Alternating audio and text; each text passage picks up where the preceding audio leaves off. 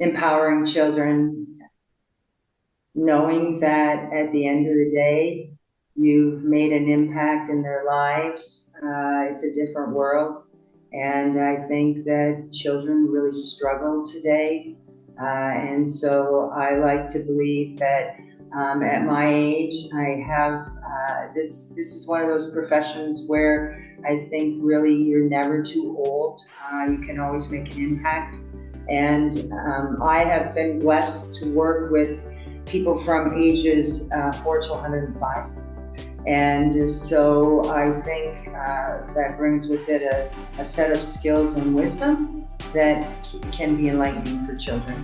And I've also, I've also transitioned with them as they've transitioned and as our society has transitioned. So I get them. Why knowledge matters.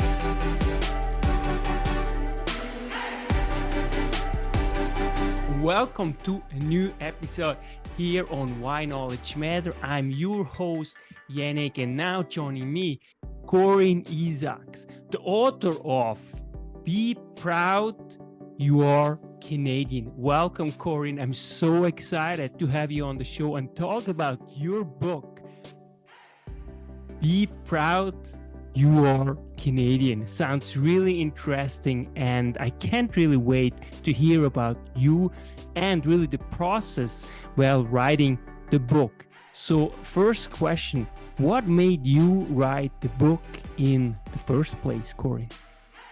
Well, I was born in Canada and I spent 40 years in the States. And after living in the States and traveling abroad, I realized that not too many people knew too much about Canada generally. And so I wanted to educate not only our own children, but children from other parts of the world about what is so great about being born Canadian. What was the most difficult part writing the book? I would say the layout of the book, Yannick. My photographer had all the children meet at the Multicultural Center, and she took pictures of them all. And one of the things that she asked me, because the children were excited, was would I be able to include all the children in the book? And so naturally that was a bit of a challenge because the book wasn't yet written. But when I put all the pictures of the children out on the floor, it dictated the layout of the book. So that worked out perfectly. I guess the other thing too is that it was published through Frisson Press in Vancouver. And we all think that our original work is unique. And so I had to go through an editing process with them. And that was a little tough because I had to make some changes to the book. So how long did it take you, roughly speaking, really from the very onset when you had the idea of writing a children's book to publishing the book ultimately? Well, it was a very long process because I wrote the book initially and then I kept editing it and I finally had it published. It was my COVID project. I had it published during COVID. That's so interesting. So what do you think made you write a book such as this during COVID? I mean, you might have, faced a lot of challenges, just the distress in itself. Well, I living in the States, I really missed Canada. And when I came back to Canada, I taught at St. Clair College and I just before COVID. And I realized again that our own children, didn't know what was so great about being born in Canada. So I thought I would write the book, and the book is it's based on what is unique about Canada. We're a collective society, which is unique. We follow Europe's collective society. We're open to diversity. We have managed healthcare. And then the book talks about Canada, the notion that Canada has been peacekeepers throughout the world historically, and it talks about the inventions that we've had and contributions to the world. And then at the end of the book, it asks the children, it's an interactive book, and it says, now that you know all these great things about Canada, what do you think is great about Canada? So it's a thought-provoking book for the kids as well. That sounds really positive, and I like your positive outlook on Canada. I think that's also something which always, is important that we look at the positive. We always can look at the negative, of course, too. And every country has, its history, with, in different areas, of course. But also, I want to go a little bit more personal in when it comes to your background, because your background really is basically a good example of really what Canada is like. Thank you.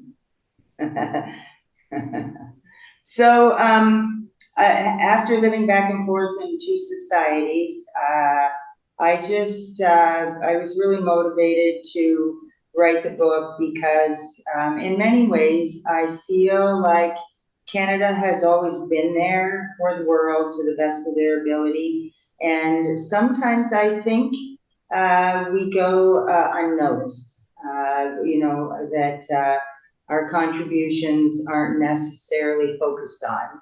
And so my patriotism and my loyalty to the society was what ultimately decided me to write, or helped me decide to write the book. What is your favorite chapter in the book, and why is it your favorite chapter, if you have one at all? Well, it's not a chapter book; it's a pictorial, and I like, there are different pages in particular I really like. I like the notion where it talks about we're very open to diversity. It also, I have dual citizenship. I'm US and Canadian. And I try to compare it fairly to the individualistic society in the US. And certainly didn't mean to offend anybody, but it just kind of has a comparison of the two. The US is an individualistic society. We are a collective.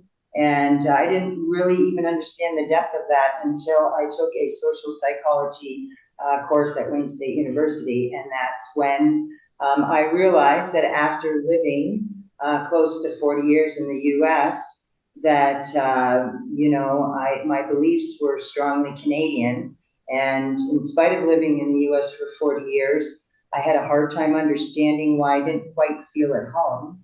And then I took a social psychology class, had a brief discussion with my professor, and he said, where were you born? I said, Canada. And he said, well, you're never going to quite feel at home in the US because your core beliefs and values are Canadian and they're different from the US. So that was super enlightening. It was like a light bulb went on, and it motivated me to write the book.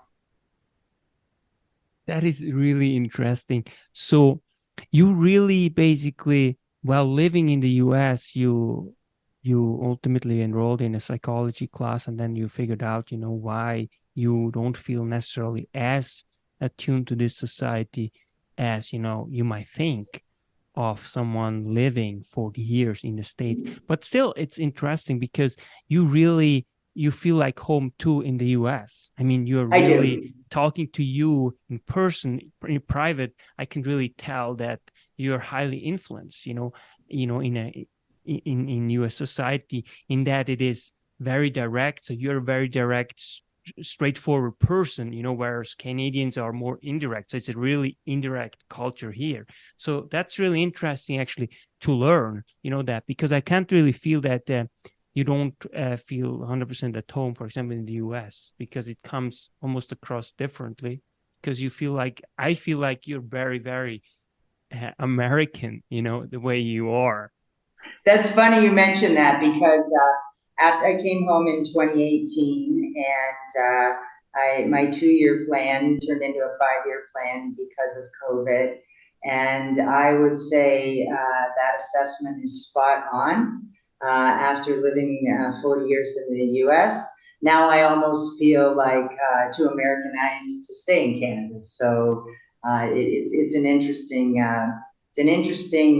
journey, being back and forth between two countries constantly.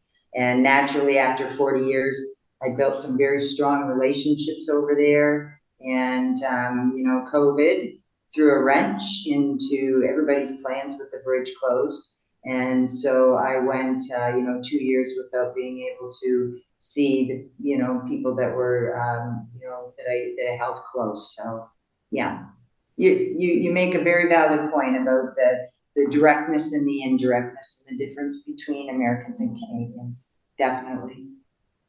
What are you most proud of when it comes to your book? That I stuck with it. The other thing is that I included all the local children from Windsor. And one thing I work, my specialty is working with children, youth, at-risk youth, and I'm very child-centered.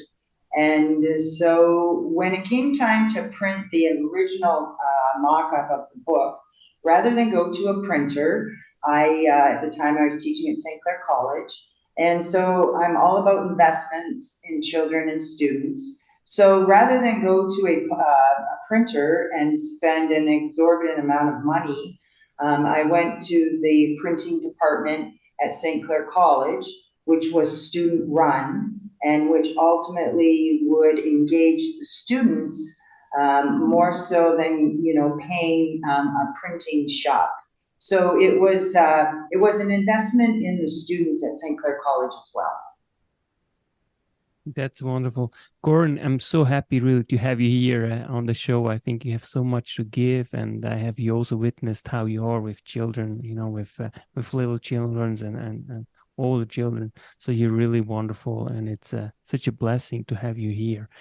Now, what made you, generally speaking, to become a writer? Was this a straightforward process that you always felt like you loved to articulate your thoughts in writing, or what was it that made you ultimately become a writer? Because you write a lot. Interesting question. So the first half of my life, I was a paralegal. I worked with some amazing mentors, and then I decided to go into the field of psychology. And I worked for an agency in Macomb County, and they asked me to write and facilitate a children's divorce support group. And so I did that. It was awarded a 3-year grant. I learned through facilitating those divorce groups that a lot of Americans did not have the finances for resources that they needed, such as counseling, and which the families really need as they go through divorce. So one day I went into work at the law firm, and I was a little bit down, and the attorney said to me, "Corinne, you seem down today. What's going on?" And I said, "Well, I'm facilitating these groups, and I've come to realize that a lot of these individuals just don't have the finances to, seek out these resources." And so he was an incredible mentor. And he said, "You write motions and briefs for me, and you're a very good writer." He said, "So the pen is mightier than the sword, Corinne. Why don't you get out there and start writing divorce-related articles and provide resources within the articles for people to access?" So that's how I started writing. And then ultimately became a passion of yourself. Did you find with ease? I mean, there is one thing writing, work-related, and it's a whole other challenge to actually write a book. Yeah, I started out as an expository writer, which is an educational writer. And I wrote a lot about mental health. I published 3 books, self-help books. And as I'm sure you can imagine, over time, that gets, a little burdensome. And so one of the things that you should always be able to do is to be diverse in your writing. So I switched from mental health, and I started writing different types of articles, more creative writing, and I just kind of pulled away from the expository and went more so into the eclectic or the creative writing. Corinne, what makes you feel alive? Working with children, empowering children, knowing that at the end of the day, you've made an impact in their lives.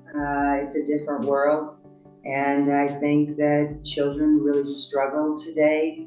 And so I like to believe that at my age, I have this is one of those professions where I think really you're never too old. You can always make an impact. And I have been blessed to work with people from ages 4 to 105. And so I think that brings with it a set of skills and wisdom that can be enlightening for children. And I've also, I've also transitioned with them as they've transitioned and as our society has transitioned. So I get them. I get them. What impact do you wish this book has on children? Well, I hope to educate our own children about what's so great about being born in Canada, what's so great about being Canadian. Learning not to, just take for granted that. The book, I'm hoping as well that for those families that may be moving to Canada, relocating, and they don't really know about the Canadian society, that the book provides both children and parents an insight as to what they can expect when they come into Canada. Corinne Isaacs, such a pleasure to have you on the show. Thank you so much. That's why knowledge matters.